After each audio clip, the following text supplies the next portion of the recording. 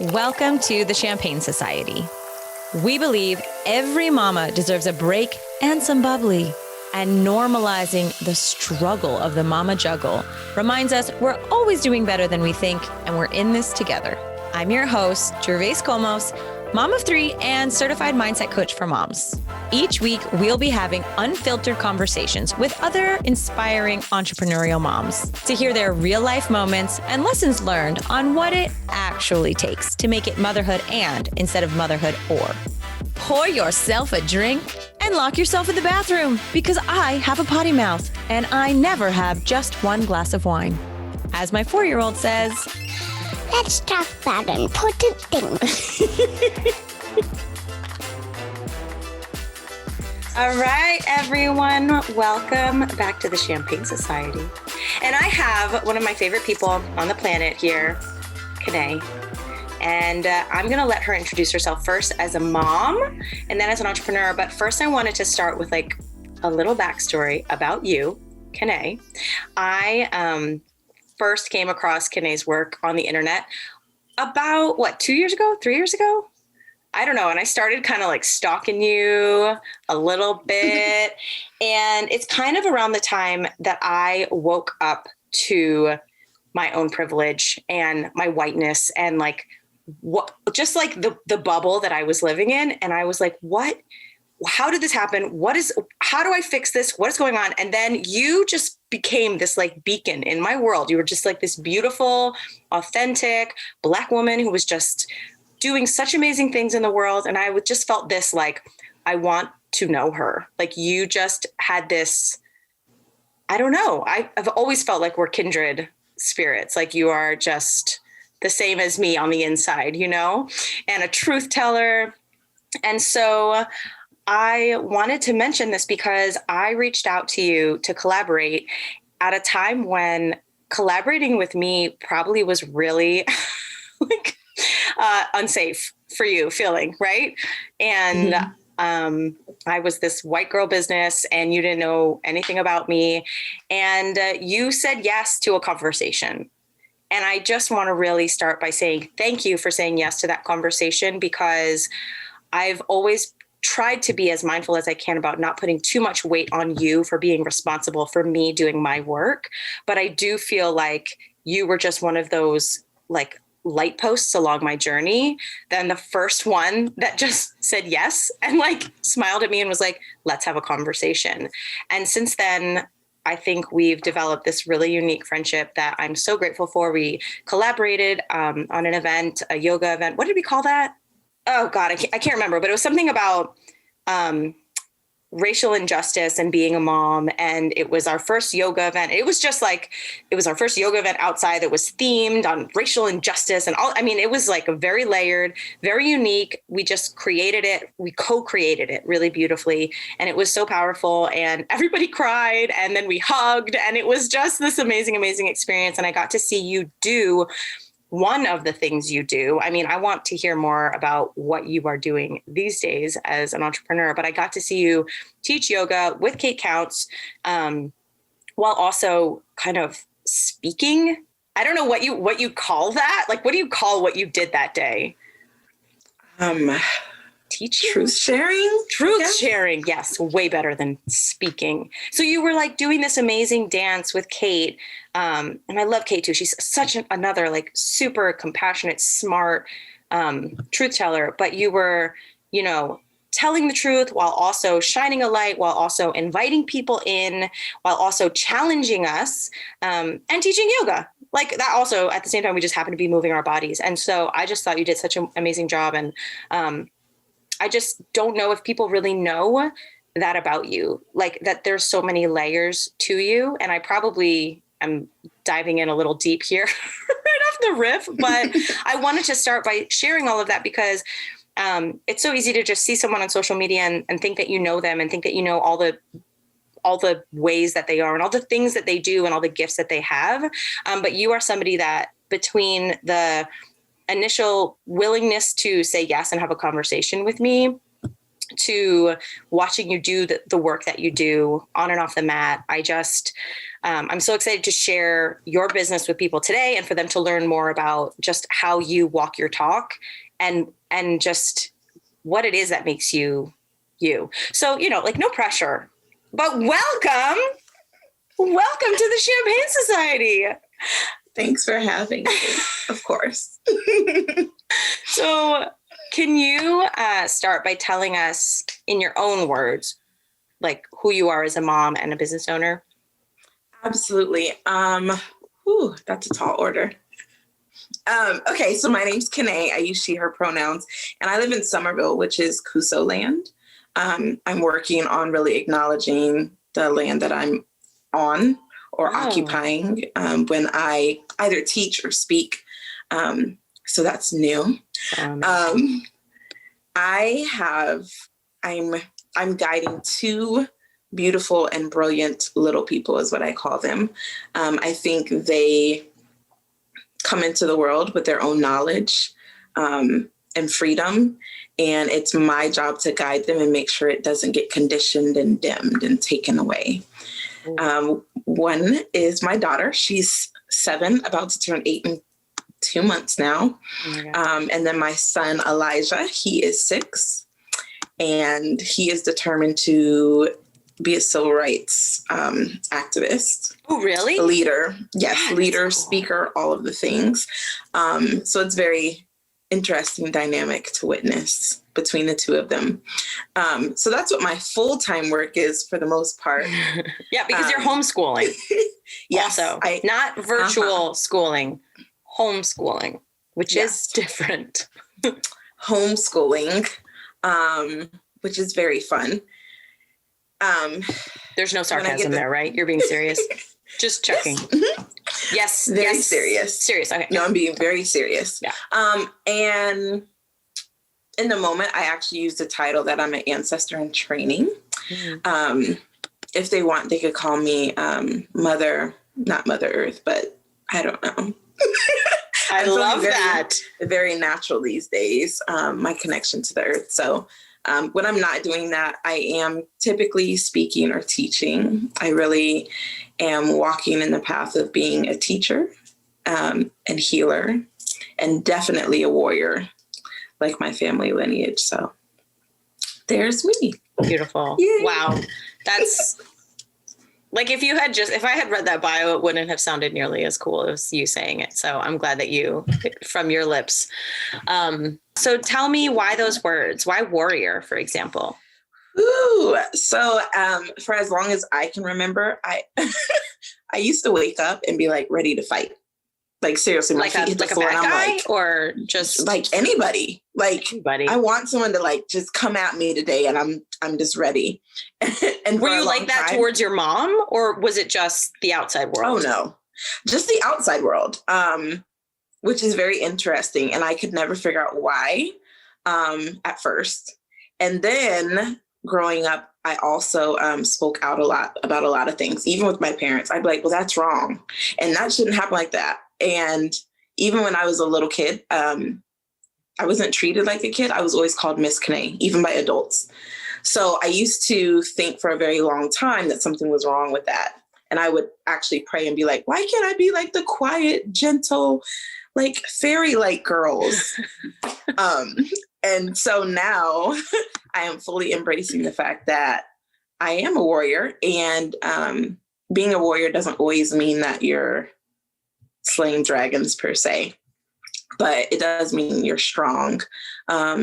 And you witness different battles and you choose how you move accordingly. So I embrace my warrior strength, which I think comes a lot from my father's side of the family. Mm-hmm. And I embrace the healing strength, which comes a lot from my mother. So my father was a police officer, if I didn't tell you that.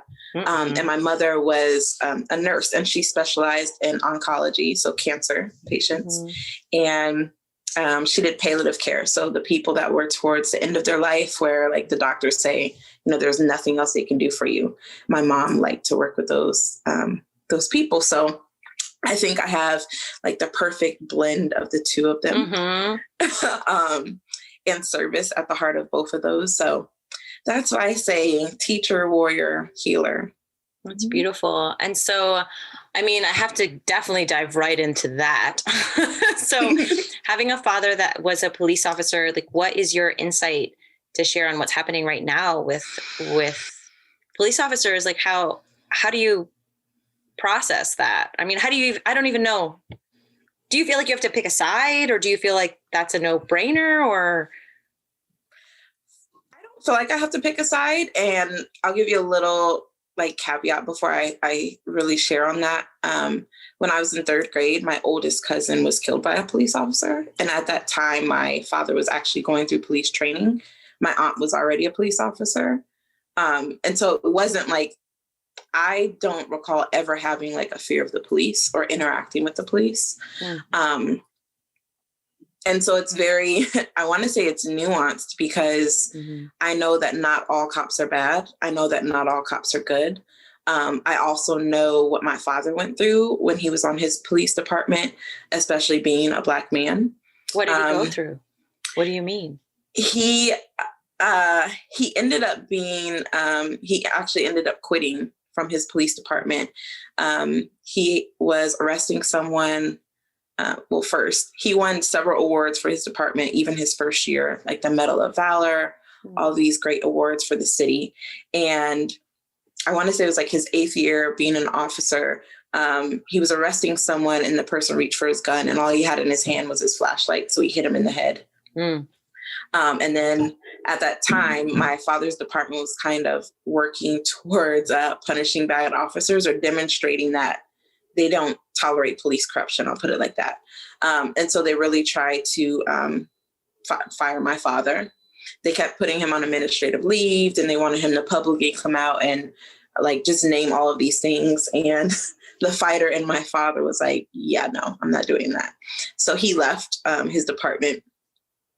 And unfortunately, well, I won't say unfortunately, but let's see, that had to be about 2006-ish maybe. And this is also like around the time my father and my mother divorced. So 2007, I joined a police department and I moved to Georgia. Wait, so this is now, I'm remembering this tiny nugget of a memory about this. Wait, but tell me, because obviously I don't have a memory since having children. So yeah, what happened next?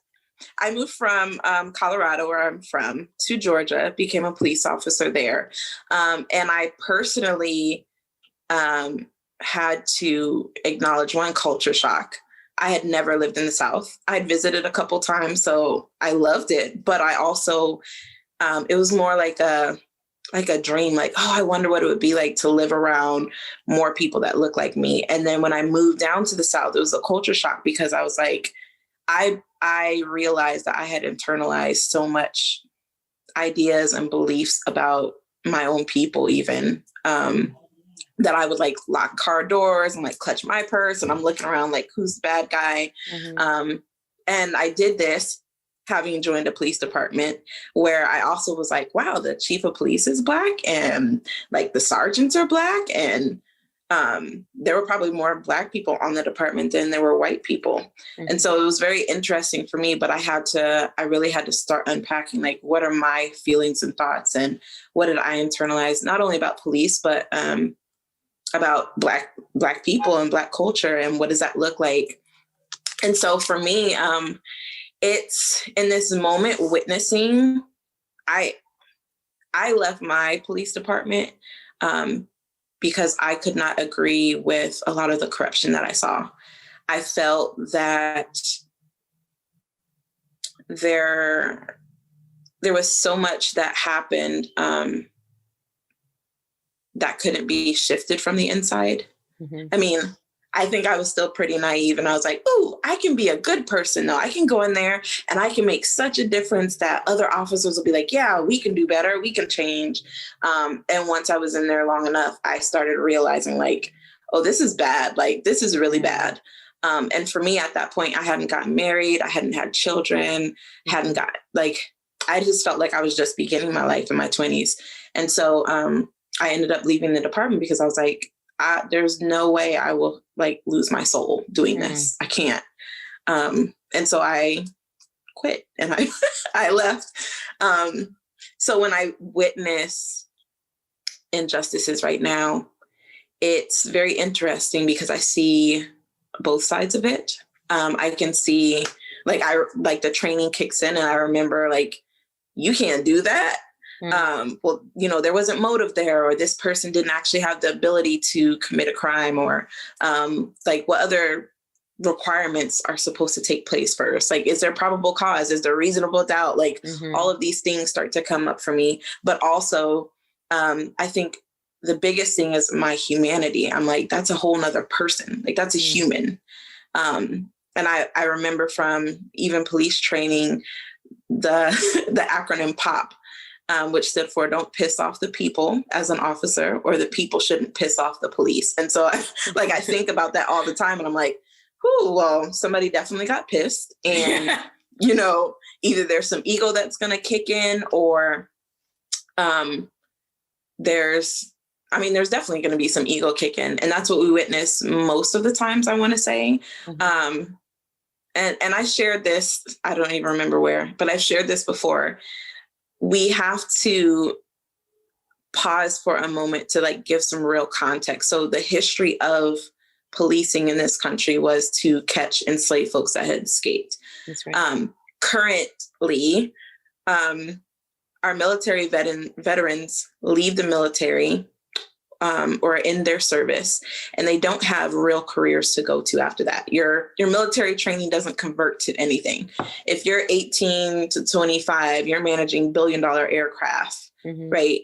You don't just walk onto Boeing when you leave the military. Yeah.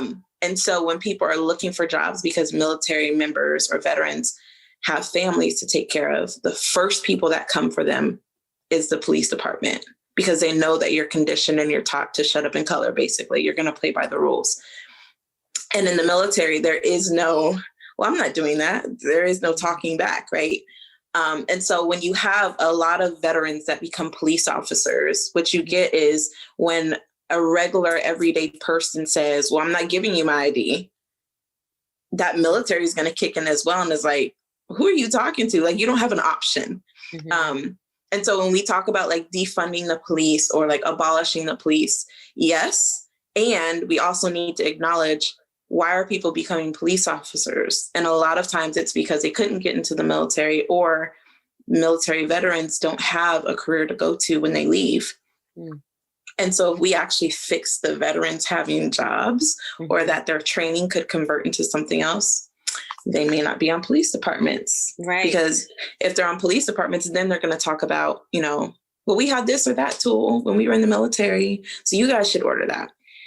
And then do you think that if that was the case and you were funneling just more balanced type of person into the police force, let's say, like, would the Kennaes be able to make more of a difference then? You said you were young and naive, and we're like, I'd like to believe so. So I'll share one of the incidents with you. I was on the traffic team, so we were looking for someone who called in a hit and run. She ran into someone's house, not like a car, not a parked car, like through the wall of a house. Awesome. Yes. And they happened to like back out. I don't even know what kind of vehicle this was that was that sturdy. I'm thinking of Volvo, but those are really, I've been in a car accident in one. It's the car. This was not sponsored by Volvo, but so they ended up leaving. And I don't know if it was the roommate or the homeowner, like I got a picture of the tag. So they gave it to us. We ended up looking for this person, all the national databases and everything. And it ended up being the niece to the captain of internal affairs. So he's supposed to be the one investigating, everybody and all the big stuff. Shit. So we were on like this rat race trying to find her apartment, all of these things. Eventually we catch up with her roommate, and her roommate tells us that her uncle took her to have the car crushed. What? Yes. So I'm like, in the span of an 8-hour shift. Her roommate said that? First of all, this worst alibi ever. Perfect. Right. So then it's like, but also it's like, you're the captain. Super corrupt. Yeah. Right. Right. And I'm like, and you would take your niece to have her car crushed? Like, what about this person's house? Like, no. All right. No, so the car doesn't exist. That part never happened. So I was like, this is intense, like really intense. So that is so toxic too, to be around oh, I can't imagine you too, with your personality of integrity being so important to you, like how you would do that job, And that's why I had to go, because you had to go. You had to go. I did. And like I what you do a vigilante. Yeah. Which would be pretty badass. But like what you do now, I feel like you do bring this warrior vibe to it. And I don't know that when I first started following along your journey, that the warrior was so prevalent, which I think I'm guessing here, but it's kind of like for me, like I've grown up a little bit since becoming an entrepreneur, and like things that I was previously like, oh, this is too much or not enough. Now I'm like, fuck it all. Here I am. And here's what I know. And I know that I know this because it's my lived experience. So it can't be wrong. And I'm walking my talk. And so speaking from that place of, yeah, I am an expert, because I mean, this is my journey, and it feels like, why would I ever, like dim this part of me? Did you feel like you had to dim that a little bit when you started in the yoga world? All the time, because people would actually tell me all the time, even in the military, they're like, you're intimidating. So you're now when people say it, I'm like, I'm gonna need you to bring it down to a comfortable 4. Thanks. Right. But I don't know how to do that, because that's just not who I am. So, and I so what did you do? Occasionally get that. Were you just like, okay, I guess I won't talk? I mean, I really don't know, because I'm not, I will just not show up in a space, I think, before I will do that, because I can't, there was a while, like, I remember trying to not talk as much, or like, and I guess that's part of my practice now. Like, I only speak when I have something to contribute to a conversation that's not already being said. And so I would try to be a little quieter, but then sometimes I feel like I'm like, nobody else is I'm going to say it. What if, or just sharing another perspective. So now it's very interesting, because more people, as they get to know me, they're like, oh, wow, you're very frank. Like you're direct about what you're saying, but like, there's a whole lot of heart there. And I don't know that a lot of people are taught or know how to receive that. Yes. And so it's very interesting. That is a really good point, because that just reminded me of something that I'm going to share. I hope you don't mind. Because right when we were talking, we were in our super casual dating phase, not yet collaborated or anything like that. And I was doing that hip hop event, remember, at Peace Love Hip Hop. And I was posting on stories, and I was like, how do I dress like hip hop for this event? something stupid white girl thing that I said, right? Like, oh, I want to like look super hip hop for this event. And you DM'd me and you were like, don't appropriate hip hop culture. And I was like, what? What does that mean? Okay. So this thing happened where in my mind, like my ego, I think this is an interesting moment where some people are like, well, she called me out, right? And I took that personally as a calling in.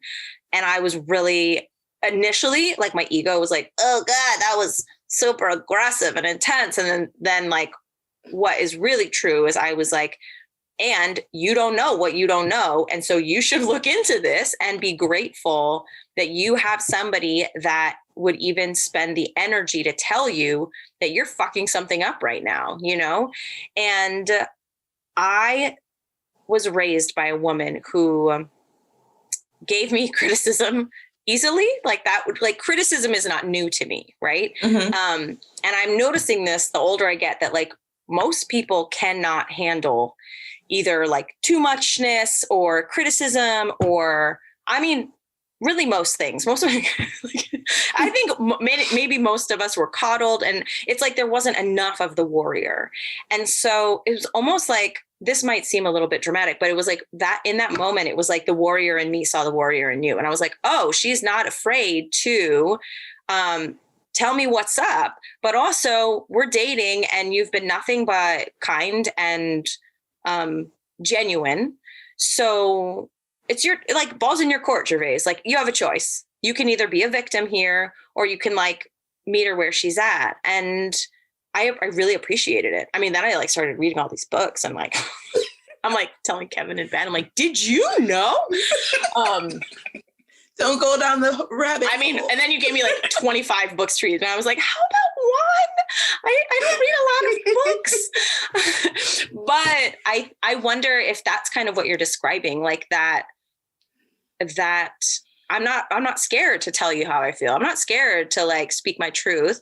I'm not just coming at you to be mean. I'm not like, it never comes from this place of I want to hurt someone or I want to make somebody feel like shit. I feel like from you, the intention is always very genuine, you know, like you are just being yourself, and it's equal parts, like, unabashedly warrior and, you know, healer.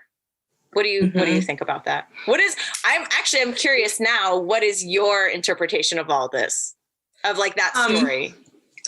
I would agree. What I make a habit of is I try not to call anybody out or in unless more harm would be caused than my personal opinion. And if I'm not in a relationship with that person. Yeah. Or working on building a relationship, because I feel like it, then it kind of feels more like policing. Like, yes, I don't know you, but let me just, like, poke holes in who you are as a person. Yeah. And because there's no relationship there, like, there's really no understanding of, is this person coming from a place of love or compassion? Are they just, like, ripping me apart as a person because they need something to do, which happens all the time on social media. So I like, my personal intention is never to call someone in if it's not causing harm. And by causing harm to, like, more than me. So I remember that incident and I'm like, gosh, don't appropriate hip hop, which would not, you know, if you chose to, like, would it physically harm me? No, it would not. But hip hop culture is such a strong part of Black culture that oftentimes gets made fun of or causes trauma to Black folks and people that live the Black experience for practicing hip hop, for the expressions of hip hop. Like, one of the elements of hip hop is graffiti, right? But if a teenager is caught tagging or practicing graffiti, which is also an art form to us, they're going to get arrested. But then other folks can appropriate the culture and they have a whole mural and it's supposed to be okay. So that it's like, it's harmful in that way, not just me specifically. Yeah. So I felt like, you know, here's an opportunity. We're building a relationship. And this also lets us see in the relationship, like, what does it look like to have accountability? Because I can't be, and I tell my husband this all the time, I can't be in relationships with people that I can't hold accountable and that won't hold me accountable, because I expect from my friends that if I were on some bullshit, like, I expect them to be like, yeah, you lost your mind and tell you about yourself. Because I think everybody needs that. And I try not to be in relationships where I have to walk around whatever it is, because I feel like we just owe that to each other. And then you're not being authentic, and then it feels really gross, and then you don't know, like, who to be. And where did you come up with all of these, like, ways of being? You know, you're like, this is my intention in relationships. I'm not in a relationship with anybody I can't hold accountable. And then you said something else earlier, and it's like, oh, I don't, like, participate unless I have something to say that hasn't already been said. It's like you actually thought about it, and this is, like, one of your codes to live by. Versus most people are just like, wait, my turn. I want to tell you about this time that this thing happened to me. Like, have you worked on that? No, I think I think it comes from, so I'm the middle child, and I think it just comes from observing a lot. So on both ends, obviously, like people are doing things for attention, and I would just observe and watch what's happening. And then like, and this is even me as a child, I could go to my parents and be like, well, you know, Mom, I mean, you did tell her she could do X, Y, and Z, and then you changed it in the middle. And then my mom would be like, you know what, you're right. And I'm like, maybe she just needs an apology. And my mom would be like, yeah, you're right. So sometimes I felt like a parent. So I'm just like, for me, I used to dream about being a philosopher. In all honesty, yes. Like what? When you were 7 or like 27? My kid really is like, young. Mommy, last night I dreamed about unicorns and a zombie. You're like, last night I had a dream that I was a philosopher. Teach me. Can my kids homeschool with you, actually? Sure. So kind of funny story. I told myself in 2nd grade I was too old to watch cartoons. Why? Mm-hmm. Cartoons are great. I have no idea, but I just felt like. Wait, have you stuck to that? Have you seen Frozen? Frozen 2?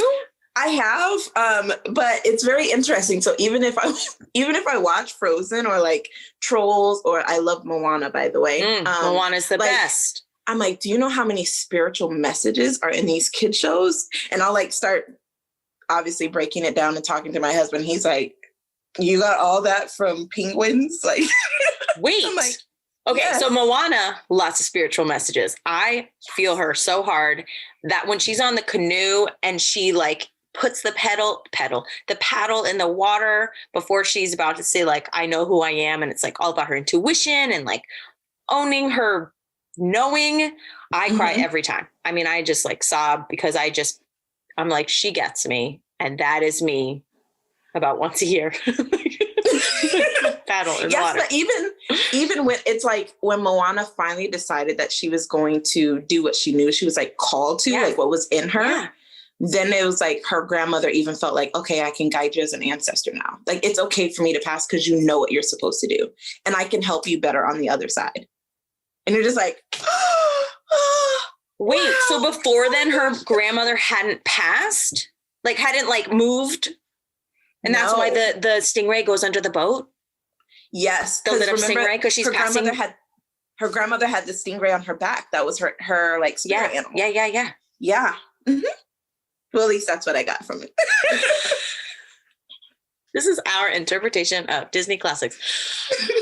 Okay, that is fascinating. And but even like the heart of Tafiti gets me because okay, so we lived in Hawaii for a while. So one of the goddesses, Pele, right? She's supposed to be like the fiery volcano, and some people see it as destruction, right? Mm-hmm. Or people see it as like rebirth. But as soon as they put the heart back, she calmed. Mm-hmm. Like everything settled again. And it's almost like if we witness, like that's what's happening right now on the earth. We've got fires, we've got hurricanes, we've got tornadoes, we've got all kind of random stuff going on because we're not honoring Mother. And maybe if we just put things back and stop taking from her and not giving back to her, like maybe we will restore the heart. Yes. What should we, I'm like smacking my chin on this mic. Learning curve. Okay, so what should we put back? Like seeds, you mean? Tell me how do I do my part, in your opinion? Which is pretty much one of like 3 that I trust. So tell me what to do. It's part of like I know everyone's talking about climate change, but so one thing they do in Hawaiian culture is you only take what you need. Like you never take more from the earth than what you need. And in African culture, they call it something else. But every time you like before you harvest a plant, I've been foraging lately. So before you even ask, before you even cut a weed or forage something, you ask the earth if you can have it. And then you take it, but you still only take what you need. And then you give back to it, whether that's compost, whether that's dancing and, you know, saying thank you for what you've offered. Whether it's creating like an altar or a fire ritual, all of the various ways of staying in balance with nature, because we're cyclic beings, just like the earth is. So I feel like if we stop taking as much and giving back as well, then things would stay balanced. It's basically Fern Gully in a nutshell, which is another great cartoon. It really is. Where did you learn this? Did you learn this from your mother? I kind of am curious about your relationship with your mother. I love how we're talking about none of the things I said we were going to talk about, but did you learn this stuff from your mother? I will say yes and no. So no, because my father was actually cheating on my mom when she was in labor with me. So when she found out, she actually did not hold me for like 3 or 4 months. She had severe postpartum depression. So we were never really close. I was always a daddy's girl. But I remember even growing up, when I wanted things, she would like default me to my dad. So I was like, okay, but I remember being a teenager and my mom would say things like, I feel like I don't even know my own daughter. Mm-hmm. But at the same time, which is very interesting, my mother did teach me, like, my mom was a very spiritual person, and she wasn't, although we grew up very religious, she wasn't, she didn't shy away from, like, she had crystals, she had oils, she loved nature. And I could have a dream and sit up and be like, Mom, let me tell you about this dream. And she would interpret the dream and, like, honestly rearrange our whole family. So, like, if I said I had a dream about one of my sisters or something, then she would rearrange what's happening with our family to make sure, like, she could kind of prevent the dream from happening. Did you do that for everybody's dreams or just your dreams? Like, were you the prophet, or was it just all dreams are respected? She respected all dreams, but I felt like she really listened to mine a lot different, which is why I really do feel like I have a strong intuition, because she always taught me to listen to that. Like, I remember telling her, so I got baptized at 9 years old. And a couple months after that, I was like, I'm supposed to be a minister of some sort, but I don't know what I'm supposed to do. And I knew I had a gift with my hands. But again, I didn't know what I was supposed to do with it. And she never was like, oh, you're a child, shut up, you don't know what you're talking about. Mm-hmm. She'd be like, well, what do you think that means? And okay, well, what about this? And what about that? And I'd be like, okay. And I'm like, well, I don't hear from God. And she's like, I'm pretty sure you do. Just keep listening. And then I would literally hear something or see a vision of something. And then I would tell her, or then later she would be like, well, how did you know? And I'm like, I don't know, but I'm just going to go with it. And so I wouldn't say she per se taught me that, but she taught me to definitely listen and nurture it. Right. And that's nurtured why, it within you. Right. And so that's why I think I'm the same way with my own children for that reason. So back to my son. So my son is 6, and I told you he wants to be a civil rights activist. And he's born the same day as Martin Luther King, so he thinks they're brothers. But he has conversations, and he will tell you about going through different portals and being on other planes and things that he's seen. Or like the first time I remember him saying something that he was like 2 years old, and he was like, the last time I lived on Earth, I remember being 16 and playing football. And I was like, oh, whoa, tell me more about that. Oh, that is spooky.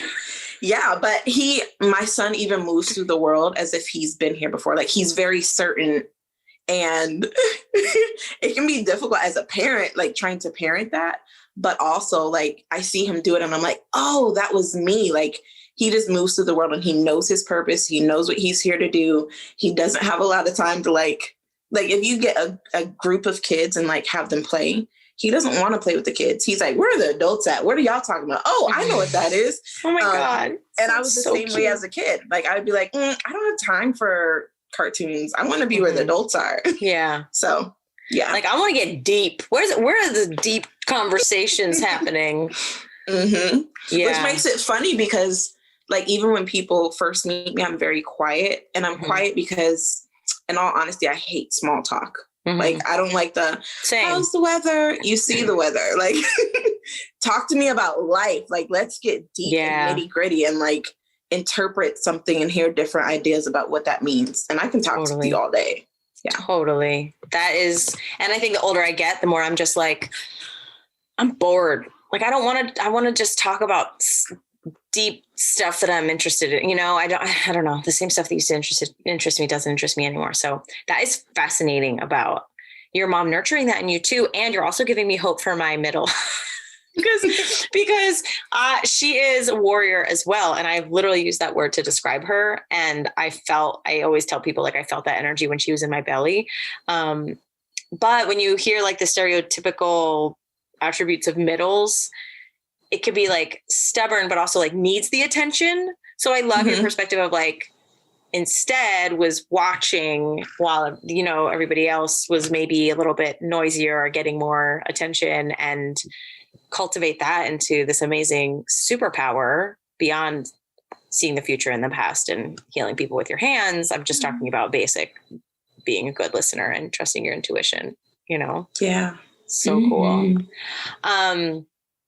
So can you tell me about, I think one time we were Marco Poloing about self-care, right? And we were talking about like taking care of ourselves, and how I'm pretty sure for me, at least my sentiment was that even though I know how important it is as a woman to like value my rest and, you know, pour into myself, that still sometimes I get on the hamster wheel and don't even realize I'm on it. It's like, it's not even an intentional thing. And I have to be so intentional about this part of my life.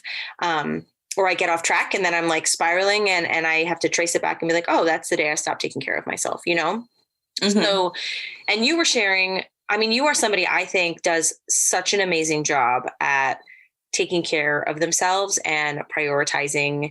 I think you called it like rebellious rest or something. And part of the way that you phrased it was it's part of your liberation. Is that correct? Can you explain that?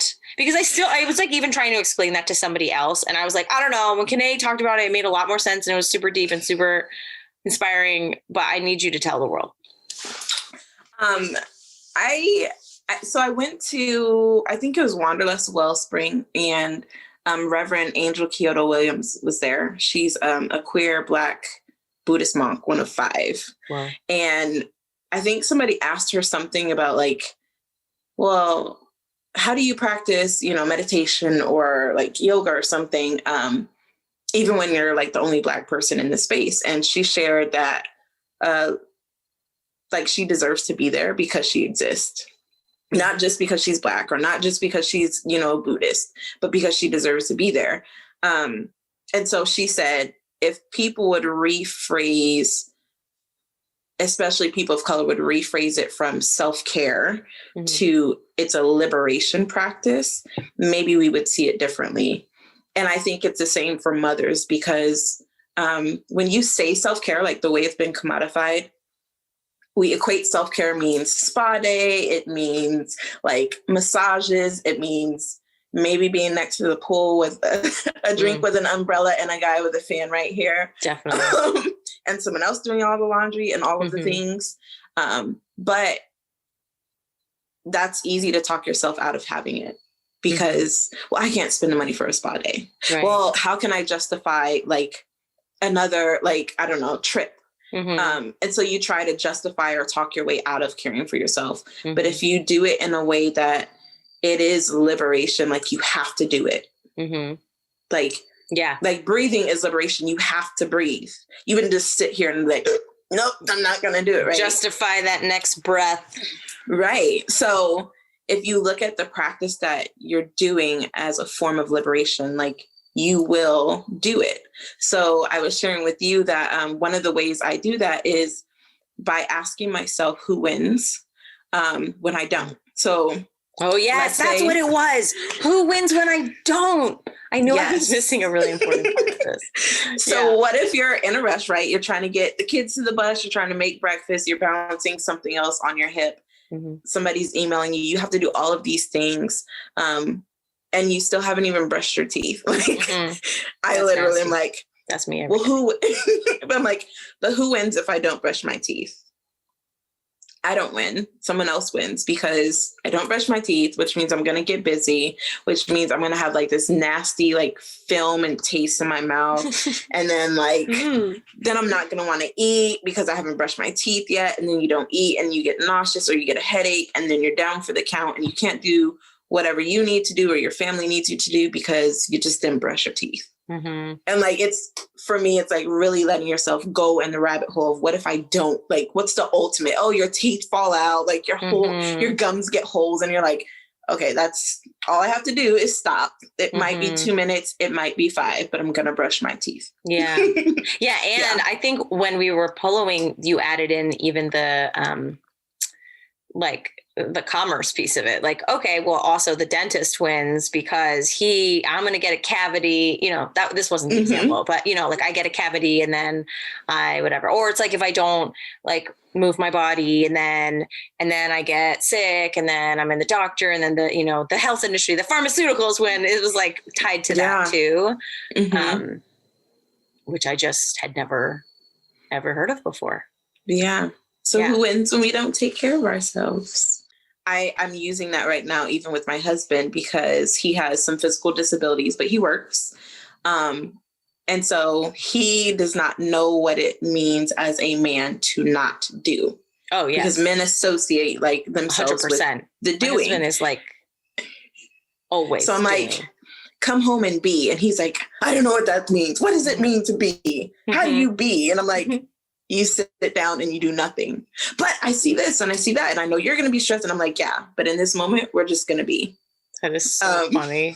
That is literally like the biggest thing I think that I have helped a tiny bit in my marriage. Like my husband come to the dark side of rest and being, because he just wants to do all the time. I just feel like different people need help in certain areas, and self-care for moms is like a super, super common one.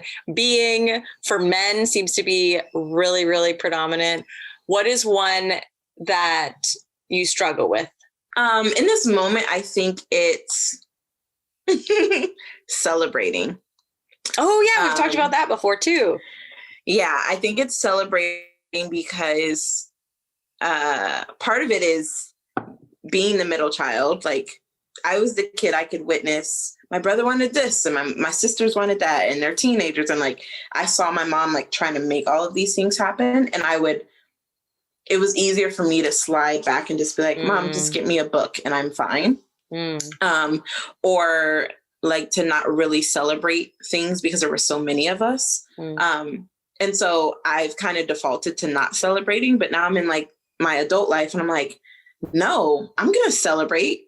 Wait, how do you celebrate? Like, what is the celebration? Help. Like, I know you're supposed to have balloons and there's supposed to be like music and stuff, but what is this celebrating thing? So that's one that, well, I was very intentional. I wanted to. Wait, you froze for a second, but now you're back. Oh, well, I was saying I was intentional about really wanting to celebrate this year. Because this year is the first year the studio's physically open. Well, from when we had the grand opening. And then my husband and I celebrated 10 years of marriage this year. So I was very intentional about wanting to celebrate. And it's like coronavirus was like, oh, you want to celebrate now? Yeah. Nah. Never mind. Just sit on the couch and rest. Forget that it. Part. That's stupid.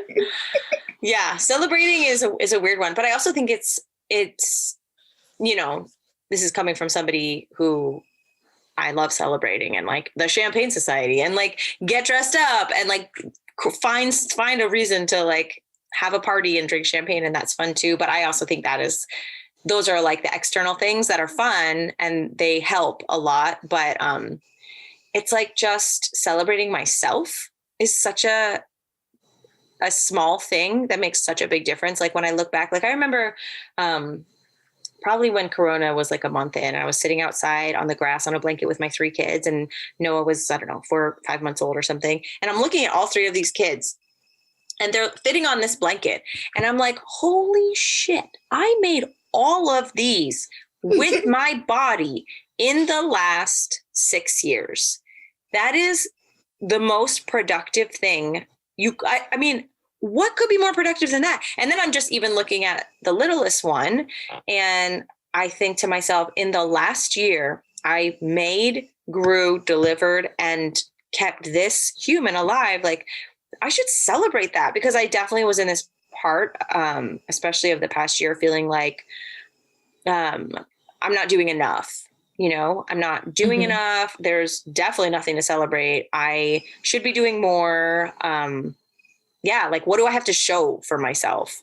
Which I think is kind of common talking to women, but also is a slippery slope that I fall down sometimes. And then I just like look at this amazing human and this family that I've created, and I'm like, how about I just chill the fuck out and look at these 3 beautiful children and celebrate myself for like getting through, the 4th trimester with this one, just the one. Like, I shouldn't have to be productive for like another decade after making 3 of these things. Like, what is it, So it's just the simple act of then just like holding up a mirror for myself and celebrating myself. I mean, like, here are all the milestones you hit in business. Here are all the things, in your marriage, in your personal life, in your personal growth that you have, gone through, achieved, overcome, whatever you want to, whatever it looks like. And just celebrating that is so important. And I feel like it counts just as much as the fun, I think like part of celebrating for me has become a deeper like healing practice as well, because, growing up as a Black woman and even being a little Black girl, watching my mom didn't celebrate herself. She didn't practice self-care. I knew she would get Calgon and I was like, it smells so good. You really can be taken away. And then like, I would like try to sneak it for myself. Okay. So in case I've never said this, I am every bit of a Taurus. Luxury is like my middle name. And so even when I was a kid, there was this, I don't even know what kind of machine it was, but it made your bathtub like a spa. So like when we all had to take baths, I was the only one that would like roll the whole thing out. I had to have bubbles. Like it had to smell good. My dad would come home from work and be like, you're like pouring Kennae? in some essential oils, some flower petals, and they'd be some like, silver dollars for good measure. My mom would be like, she's in that tub. Okay. So and then funny. like I would get out and like just lotion my body down. And I had like these pink silk pajamas. So I was like, you couldn't tell me anything. But then it's like thinking back to that, I'm like, I don't know where I learned that from, but I also didn't witness like my mom making that kind of time for herself. I didn't witness my mom celebrating herself. She had 5 entire children. Oh, she had 5? I thought she had 3. Children. Yeah, there's 5 of us. And my father originally first he was Army, then he went then he became a police officer. While she had 5 children, she finished nursing school, finished her medical boards, and became a nurse, and went back for her master's, and like became this nursing educator. So it's like, I see and I know like, and I know this is probably super bad to compare, but there are days where I feel like, oh, I can't possibly manage 2 kids. And then I'm like, how dare you not be able to manage? Your mom did like 5 whole, you guys got big heads. Your mom did 5 kids and went through nursing school and like accomplished all of these things. And I'm not saying you have to be your mom, but what story are you creating for yourself right now? And when I think back, like after my parents got divorced and my mom was raising my youngest sister, she's the only one still in the house. It was like, had my mom not had her degree, had my mom not went after her dreams, then how would she have been able to take care of herself and my little sister? So it's kind of like that hindsight of like seeing what it looks like for you to have your own identity outside of your children. And also, if that's not even what you want, then that doesn't have to be what you want either. I joke with my husband all the time and I'm like, he's like, well, what are you going to do next? Because I typically don't celebrate because I'm on to the next thing. And I'm like, oh yes, let's knock this out. And people are like, oh my God, you did this thing. It's amazing. It's great. And I'm like, yeah, okay. But I'm already like on to the next thing. And so now he's like getting me to pause and like celebrate in that moment what it is that I've done or accomplished. But a lot of times I still feel like, do I need to celebrate? Like, is it okay for me to celebrate? Because I didn't necessarily see that like demonstrated for me. You're like, but also you're like, it's not nursing school. Just get over it. It's not that big a deal. Too. Right. But then I'm like, but what you do is important, or is it? Oh, and then I go down a whole rabbit hole. No, I can totally see a clusterfuck here, because what you're describing between the rebellious rest and like celebrating yourself, and then on the other side, it's like, who am I to even struggle with 2 kids? Because my mom, and then you list off all these accomplishments and then one flaw, which is not celebrating herself. And so this is confusing because it's like, how, can you have both? Can you like have 5 kids and go get your master's and be a nurse and do all of the things and take a luxurious bath and, focus on rebellious rest and your liberation? I think that you are balancing these 2 sides of an identity pretty well. Yeah. And that's hard. That seems like, sure. What is that? I mean, let's just say this. You do those 2 things. I see you doing a lot. I'm like, I'll be like, Kennae, I saw you do like 12 events last week in your email newsletter. Like, are you okay? That's a lot. Like, it sounds like you're doing a lot of things. It sounds like it's going great. And then you're like, okay, this is a month of rest. Nobody talk to me. I'm self-caring. And so maybe that's what your pendulum looks like when it swings, that's how you find your equilibrium, and neither one is good or bad. It's just like, that's the dance. Yes?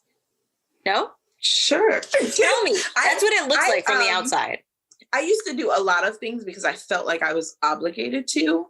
And so when I started to peel back, like, obviously layers of trauma and conditioning, I really started to sit with, like, for me, well, my question now to myself, I have all the questions. No answers, just questions. Philosopher.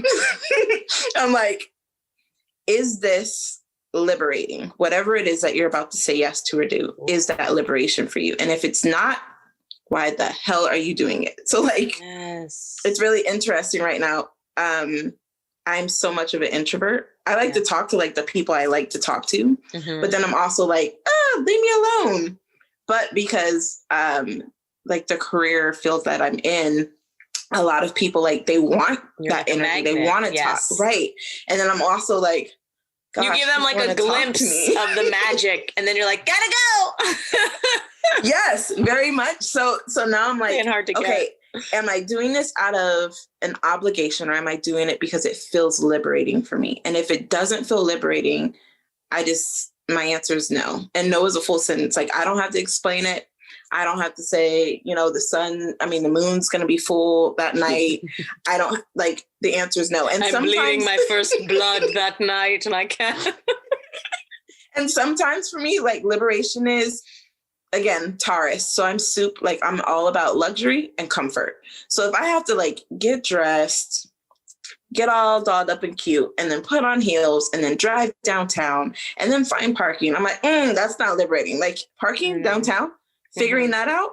Yeah, no, I'm not going to be doing that. But if you have something to celebrate and it could be fun, then maybe it's worth a little extra effort.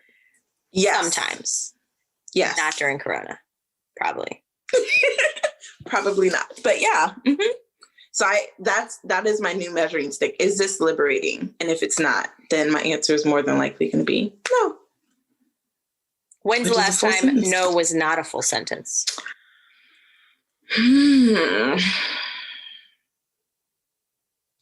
It's probably been a couple years now, maybe 3 years, if not more.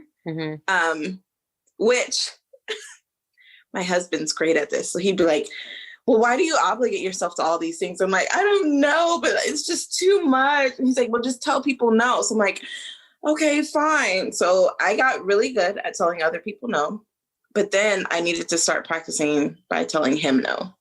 So like, he would be like, hey, can you pick this up or do that? Or like, stop what you're doing in the middle of the day. I forgot my hat, and bring it to like just something random. And I'd be like, no. And he was like, what do you mean no? And I'm like, you told me I have to start saying no to people. So that includes you. Like, I just don't have the capacity for it.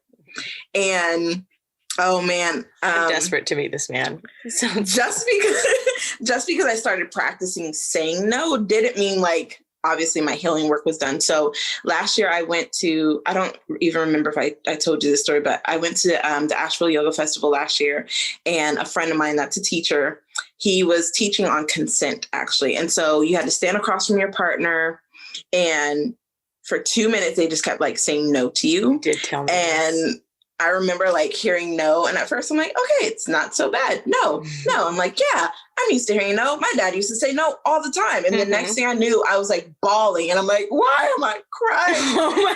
They just said no. And I don't even know this person. And really, I had to sit with the fact that when I hear no, or when I've heard no, it felt like rejection. And then, of course, he made us continue. Then we had to do it to the other person. And my partner happened to had like experienced some sexual assault. So they ended up crying as well and couldn't finish.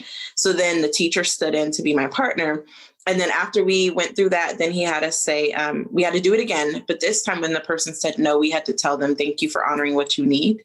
And so I made that, and I've kept that as a practice. So when I ask someone for support, or if I ask someone for something and they tell me no, I'm like, thank you for honoring what you need and modeling that for me, because it's like that reminder to me to be like, no, because someone may like not have ever experienced no before, or they've had it modeled for them. So every year about October, I disappear and fall off the face of the earth until January.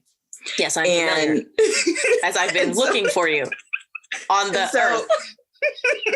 Somebody like, I remember last year was kind of difficult trying to do that, and like everybody felt like they were the exception, because I usually say, hey, I'm disappearing till next year. If you have my number, you can text me, which not a lot of people have my number, so it makes it easy.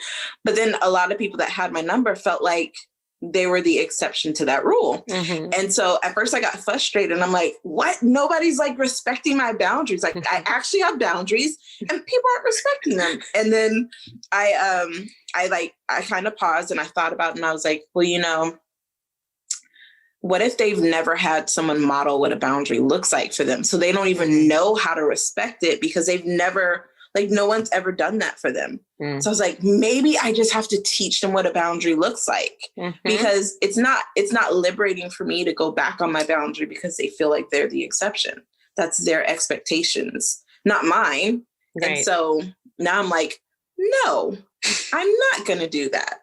Wait, it's Sunday. I'm not going to respond. And I'm like, maybe that, and it has happened a couple times where people like, oh my gosh, thank you for doing that, because I'll say I'm off, but then I still will check all of the emails and send replies. And I go down this whole work rabbit hole, and I'm like, that is self-care by saying no and not actually like not doing it, modeling that boundary for someone. Yes. So. This is so good. And this is like some of the stuff that I think we have in common, except I am an extrovert and you're an introvert. And I seem to always connect with introvert. I have like a few really good friends that are introverts, and I'm like, oh, I gotta, respect their boundary, but I really want to talk, like, how do I get a hold of them? But I definitely feel so strongly about the boundaries, the no's, the modeling it for other people, modeling it for your children. Like, I just feel like there's so much good that comes out of doing that. And it feels so uncomfortable. And it kind of brings me full circle to that idea of thank you for modeling to me that you're honoring what you need. And also, like, let's stay in this place of humility too, that like, we are not the center of the universe. And the way that we don't know everything, we're not perfect. We're not the center of the universe. I taught a workshop, and we had some familiar, like, mutual friends in the workshop. And the workshop honestly talks about racism. Was it the In Agreement one? Yes. Your workshop. I mean, and it talks about what it is, because I've heard it talks about all of the forms of oppression, and we basically learn how to create community. So we have shared language, we have a common history, and then we get to create and envision, like, this is where we all get to be creative and create what community looks like together. And it's very interesting because obviously we talk about cultural appropriation, And typically white people that attend, whether they're women or men, they end up towards the end and they're like, so I'm not supposed to appropriate anybody's culture, but white people don't have anything. History says we just steal Help me, everything. I'm boring. And that's where I get really excited, because the truth is that white people do have culture, but that's where racism hurts everyone, because we see the outward experience of how it affects people of color. But what we don't see is the outward effect of how it affects white people, because then you feel like there's this disconnection that you have no culture. Mm-hmm. Then there, like one lady, she was in her 50s and she was like, I don't want to connect to my roots because my ancestors were probably slave owners and there's nothing honorable about that. And even in that, I think the words that I shared with her was like, somewhere in that, I'm not saying I condone what their behavior was or the outcome of that. But what I am saying is somewhere in there, they felt like they needed to oppress another group of people in order for their offspring to survive, which that's more of an act of love, not just like an act of tyranny, right? Mm-hmm. And so if you can find like even the smallest, like microscopic, like element of compassion in that, right? To say, wow, my ancestors wanted me to be able to survive, so much so that they oppressed other people, then you can find some way to like connect with your roots and your ancestry and figure out what your culture is. Because I share even in that workshop, like in order for white folks to be considered white in this country, they had to give up where they came from. So if you came from Spain, if you came from England, if you came from Denmark, if you came from any of these other places, for you to be considered American, you had to just identify as white. So there was a stripping away of your culture just as much as there was a stripping away of mine. And so it really challenges people to get back to the roots of who they are. Like everybody has culture. We don't even have to appropriate from each other. We can honor and be like, wow, the Celtics did what? Oh, that is so cool. Like we can honor that and also be like, well, in my culture, we do blah, blah, blah, but it's kind of similar. Mm-hmm. And we can honor and appropriate and hold both truths where both cultures can be celebrated. And it doesn't have to take away from anyone. Like we can all thrive and survive together. And from a place of compassion versus like, no, I'm better than you, or I have to be superior. That is so beautifully put. And it's a place of compassion, but also this place, I don't know, I keep feeling like the word humility, like, can you love yourself even when you know you come from ancestors who were slave owners, right? Like, can you, can you hold both at the same time? And I do find that right now, like nobody's perfect. Like we're all walking that line. And I love that you just gave people an actual framework to like deepen into that. So profoundly beautiful, as always. My final question, because it is late. Oh my gosh, I feel like I could talk to you forever. But we haven't talked much about this, but I am curious because I do think of you as a really wise mama who just crushes it in this area. What advice would you give yourself if you could go back to, right before you had your first? What would you tell yourself? To be more gracious with my mom. So my mom was still alive. Like she was experiencing some like side effects of cancer and chemotherapy when I was pregnant with my daughter. And I had never been pregnant before. Like, I don't know, they take over your whole, like everything, even though you're like, oh, the baby's the size of a pea. Well, why is it in control, right? Like, so I definitely would have been more gracious with my mom, because it was like she wanted to walk that path with me. She wanted to explain things to me. And I was just like like I was a monster that first time.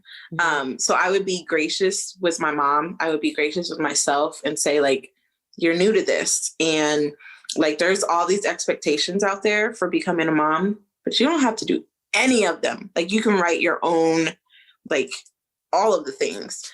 At that time, like I didn't even read like what to expect when expecting. I think I got a different book just to Of course you did. just to try to, of course you did, not do what everybody was doing. And then really for the most part, I kind of went with just what felt right in my heart. So I would definitely be more gracious towards myself before and after. I definitely would have celebrated a lot more. I tried to not have a baby shower, which literally was like the weekend before my mother passed. My mom was like, well, she's just going to have to be mad at me and we're going to do something anyway.